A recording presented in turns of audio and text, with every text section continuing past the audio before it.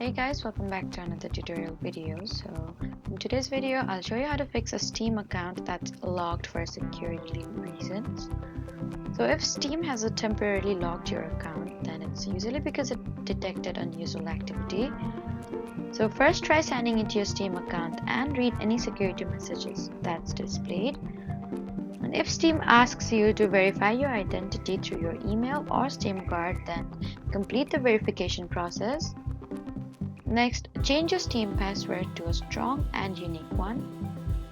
Then scan your computer for malware to make sure your account wasn't compromised. And if your account remains locked, then visit Steam support and submit an account recovery request. Then provide as much information as possible, including proof of account ownership if requested. Once your account is restored, enable Steam Guard Mobile Authenticator for additional protection.